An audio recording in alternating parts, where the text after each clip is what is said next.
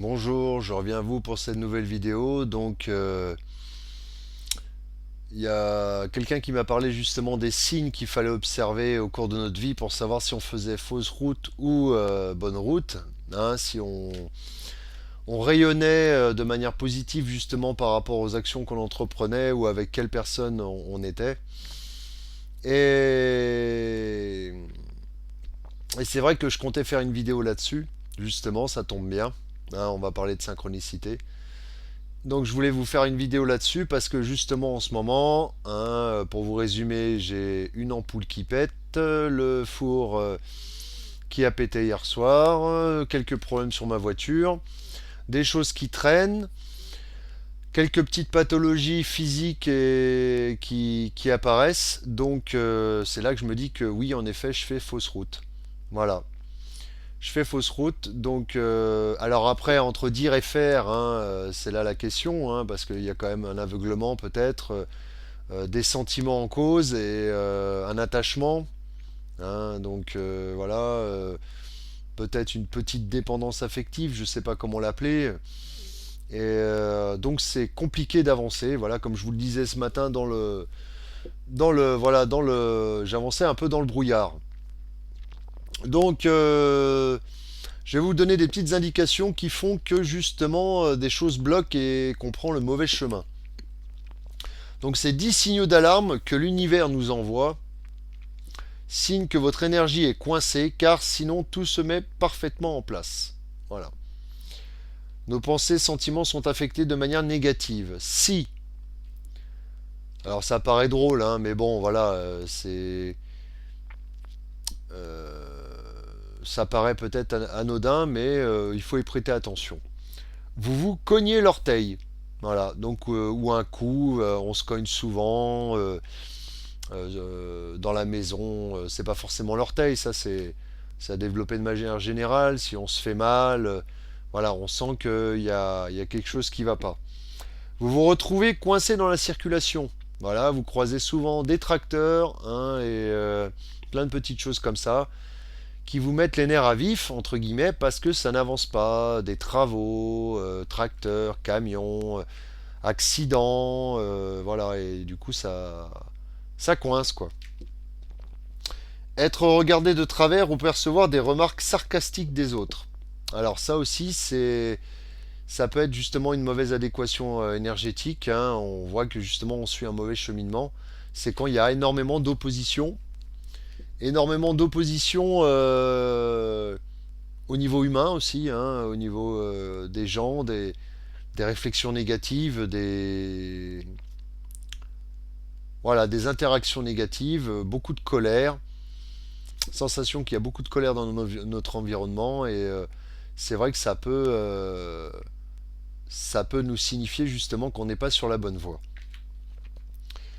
Vous blesser, voilà, ça revient justement à se cogner l'orteil. Faire face à des dépenses imprévues ou à des factures à la poste. Alors voilà des mauvaises nouvelles, factures, dettes, voilà, qui s'enchaînent justement. On sent que là, on n'est pas en adéquation, quoi. Donc moi personnellement, ça va. Je touche du bois. Les factures sont pas tombées encore. Peut-être que je vais parler trop vite, mais bon, tout est réglé de cette manière-là. Mais par contre, j'ai eu des petites indications, comme je vous dis. Ça peut être humainement parlant, des choses qui pètent. Alors ça peut être aussi une variation énergétique. Il y en a qui ont par leur énergie justement la capacité de faire péter des objets qui sont peut-être trop magnétiques ou trop électriques. Voilà. Donc à surveiller. Avoir un sentiment intuitif incommode. La première intuition est la bonne. Oui, c'est vrai que la première intuition est la bonne. Mais après, notre cerveau nous fait réfléchir en se disant mais non, on va y aller quand même. On va aller quand même à contre-courant. C'est vrai que j'avais fait une vidéo sur le fait d'aller à contre-courant. Ça m'a apporté des choses. Mais je pense que c'est à tester de manière non chronique, parce que si c'est aller à contre-courant de temps en temps, c'est pas négatif en soi. Ça nous permet aussi d'apprendre certaines choses. Mais la vie, c'est vrai qu'elle a tendance à justement à épouser nos actions quand on est dans le bon sens. Voilà, tout nous apparaît clair, tout est fluide, On pense à quelque chose, on l'a dans l'instant. Enfin là j'exagère, mais tac, je pense à quelqu'un, il m'appelle, tac, voilà. Enfin, toutes les choses s'emboîtent parfaitement. Voilà. Hein, dans notre vie, du matin au soir, voilà, tout est fluide. Voilà. Il n'y a pas de trucs qui coincent, de blocage, de.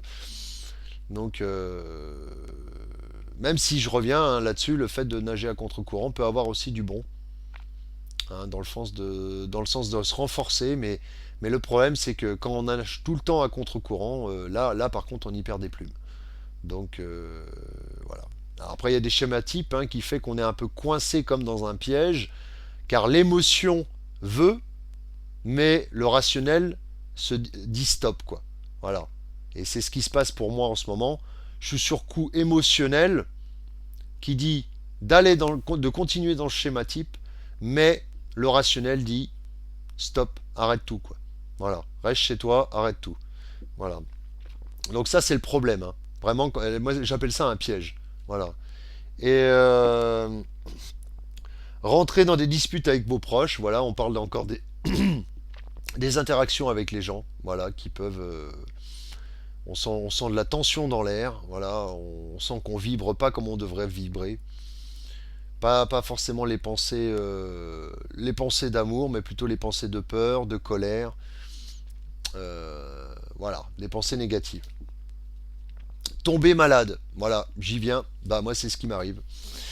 C'est ce qui m'arrive. Je vais pas vous faire de dessin, je vais pas rentrer dans les détails, mais ma santé, si je la compare à quelques temps en arrière, n'est pas aussi bonne.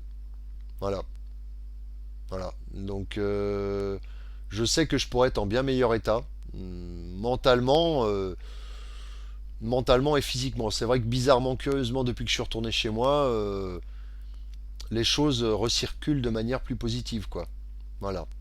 Et ça m'appelle bien sûr à l'isolement. Mais c'est ma manière personnelle d'y voir plus clair justement dans ce brouillard, comme je vous l'ai dit justement ce matin.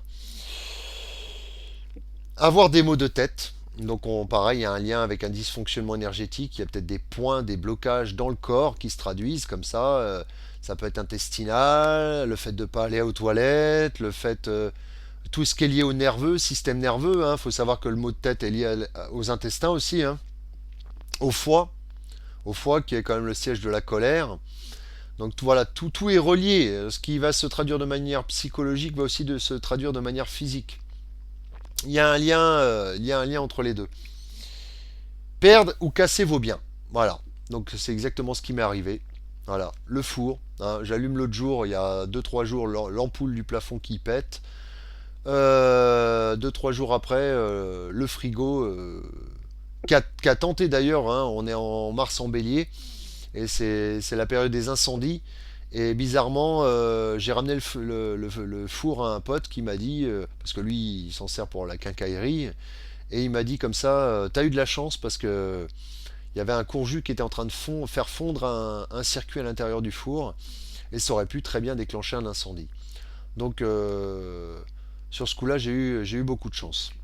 Voilà, donc pour cette petite vidéo sur certains signaux qu'il faut observer qui montrent qu'on vibre pas correctement.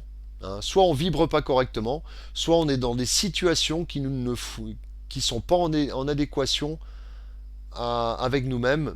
Hein. Alors des fois, parfois prises au piège, mais on va se mettre dans des situations justement qui aussi vont interagir sur notre vibration et avoir tendance à nous faire vibrer soit négativement, soit des très belles situations qui vont augmenter notre état vibratoire, attirer des belles choses à nous, plein de bonnes choses, le fait aussi de se sentir en pleine forme, et voilà. Donc je vous dis à bientôt, et je vous dis à bientôt pour une prochaine vidéo. Au revoir.